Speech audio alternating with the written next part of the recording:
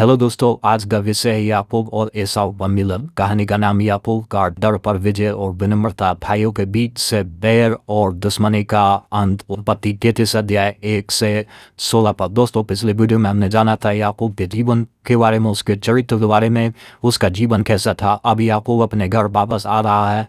दोस्तों, मैंने इनकी तराई में जो एदोम देश के बॉर्डर में है, एदोम देश के बॉर्डर को प्रभु डेरे डाले हुए है। और याकूब जो है अपने गर्भवती पत्नियों के साथ में है। 4 पत्नी है, 11 बेटे है और कम उम्र के है और बहुत सारे पशु है। और दोस्तों, अब उसका भाई उससे जो है 10 गुना ज़्यादा ताकतवर है और शक्तिशाली है।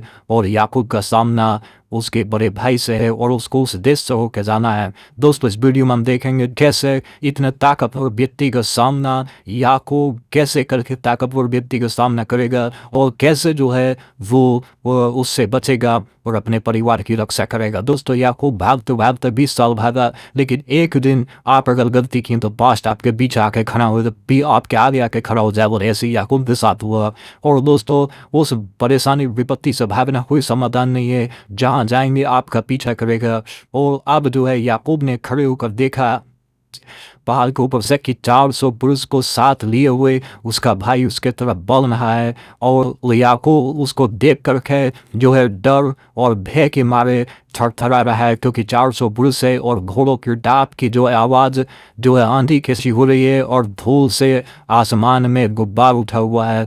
और याकूब के जी में जी नहीं रहा और डर के मारे जो है थर थर काँपने लगा और वो परमेश्वर से भी सहायता मांगता है। और दोस्तों, वो जो है जब उसका भाई उसके तरफ आता है तो उसने अपने सभी परिवार को अलग अलग क्रमबद्ध तरीके से उसने बांट दिया।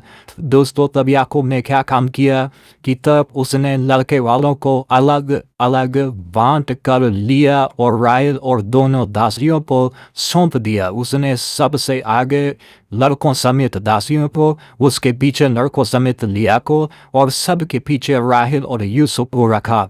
और दोस्तों, उसने इन सबको अलग अलग करके रख दिया और सबसे आगे वो अपने आप खुद आगे चला गया। कि उनको बोला, पहले दासी थी, फिर उसके पीछे लिया थी और सबसे पीछे जो है उसने राहेल और यूसुफ को रखा। वो और उसका उद्देश्य रणनीति योजना थी कि यदि एसाव दासियों को मारेगा तो राहेल और लिया बच के भाग जाएंगे, और अगर लिया को भी मारेगा तो राहेल और यूसुफ बच जाएंगे। और उसने बहुत अच्छा किया। और सबसे आगे जब वो बढ़ा तो उसने जब आगे जाकर के देखा उसका भाई उसके नज़दीक आ रहा तो 7 बार जमीन पे गिर के उसने दंडवत किया अपने भाई को। और जो है उसको जो है दंडवत किया। और वो ऐसे दंडवत नहीं कर रहा था दोस्तों आदत से, परंतु वो डर और भय से कर रहा था। और वो ये दिखा रहा था दंडवत करके कि मैं कमज़ोर हूँ, मैं लड़ नहीं सकता और मैं जो है तुझसे लड़ाई करना नहीं चाहता। और वो सरेंडर हो गए एक तरीके से और अपने आप को जो है एसाव के आगे रख दिया। और एसाव जो उसके नज़दीक आता है और नज़दीक आकर के दोस्तों उसको देखता है कि याकूब उसके सामने नतमस्तक होकर रखा, झुका हुआ है। और अब ये पहले जैसा याकूब ने उसके आंखों में प्रेम है, दया है और क्षमा है। और ये सब देखता है तो एसाव याकूब को अपने गले से लगा लेता है और गले से लगा कर जो उससे बहुत रोता है और बहुत मिलता है। और उसको जो है पूरा पूछता है, उसको बताता है कि फिर उससे पूछता है कि जो तेरे जो झुंड आ रहा है इसका क्या प्रयोजन है जो मेरे पास भेजा गया। उसने कहा कि मैं जो है वो मेरे भाई मेरे प्रभु को दर्शन हुआ और इसीलिए मैंने जो है उसको दिया है। और इसके बाद जो है क्या है, एसाव उसको जो है तुम्हारे की बात करता ही है, करते करते क्या तो उसका परिवार उसके नज़दीक आ जाता है। दोस्तों, जिस बात से वो डर रहा था कि मेरे भाई के साथ मेरा मिलन होने से क्या होगा, अब उसके भाई के पास आते ही उसका जो है क्रोध खत्म हो गया और उसका परिवार उसके सामने आ गया। दोस्तों, कुछ बातों का इलाज अगर किसी के पास ना हो समाधान तो समय सबसे अच्छा उपाय होता। समय हर बातों का जो है समाधान निकाल देता है और समय सबको बदल देता है। समय बलवान होता है। अब ना एसाव के मन में जो है दुश्मनी और बैर है और ना याकूब के मन में, दोनों के मन में प्रेम है। और जो है ये दोनों भाई मिलते हैं और उसकी पत्नी परिवार भी पास आ जाते हैं। और याकूब अपने परिवार से परिचय कराता है और बताता है कि तुम्हारे की अपने बारे में सब गवाही बताता है कि 20 साल में तो मेरे परमेश्वर ने मुझे बहुत सारी आशीष दिया, ये मेरी पत्नी है, ये बच्चे हैं, ये पशु है, ये सब परमेश्वर ने दिए हैं मुझे, और सब बताता है। और जैसे परिचय कराता है, परिचय कराने के बाद उसका जो है सब पत्नियां भी सो जो है तुम्हारे की उसकी दासियों ने जो आगे थी आके दंडवत किया। फिर जो है लिया ने अपने बच्चों समेत आके एसाव को दंडवत किया।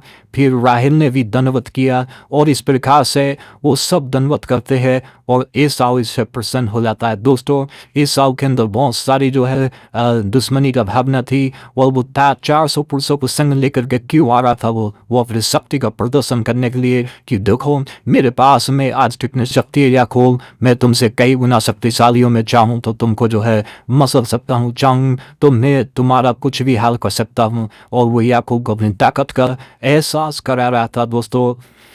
लेकिन लड़ाई जो है हमेशा दोस्तों, ये कहानी सिखाती है, लड़ाई हमेशा ताकत से नहीं जीती जाती है और हथियारों से नहीं जीती जाती है। एसाव के पास हथियार थे, सेना थी, जवान थे, और याकूब के पास ना कोई हथियार थे, ना कोई जवान थे, ना उसके पास सेना थी। लेकिन मेरे प्रियो, उसके साथ था तो उसका परमेश्वर। अब याकूब छल करने वाला नहीं, अब इज़राइल हो चुका है। अब जो है वो उसका वो चरित्र नहीं है, अब वो चरित्रवान बन चुका, अच्छा हो गया। याकूब के पास कोई हथियार नहीं, और याकूब ने क्या है तुम्हारे की अपना प्रेम और जो है अपने हृदय को पश्चातापी हृदय बनाया, और उसने जो है विनम्रता दिखाई और आगे बढ़ कर के अपने भाई को आदर और सम्मान दिया। इससे ये एसाव के मन में भी जो भी दुश्मनी थी सब खत्म कर दिया, भुला दिया मेरे प्रियो। और जो है दोनों भाइयों में सुलह हो जाता है, 20 साल का लड़ाई झगड़ा खत्म हो जाता है। आप इस कहानी का अध्ययन जरूर करिए, क्योंकि ये कहानी आपको बहुत कुछ सिखाएगी। दोस्तों, अगर आप अपने दुश्मनों से